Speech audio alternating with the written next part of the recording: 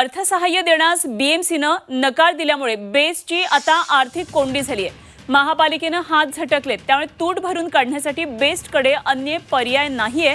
त्यामुळे येत्या काळात आता तिकीट दरवाढ अटळ दिसतेय।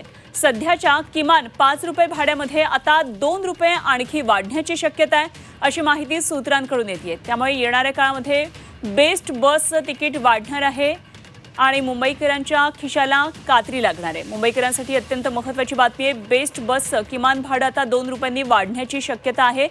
अर्थसहाय्य देण्यास बीएमसीनं नकार दिलाय बेस्टला आणि त्यामुळे बेस्टची आता आर्थिक कोंडी झालेली आहे आणि महापालिकेनं अर्थसहाय्य करण्यास हात झटकल्यामुळे आता तूट भरून काढण्यासाठी बेस्टकडे अन्य कुठलाही पर्याय नाहीये।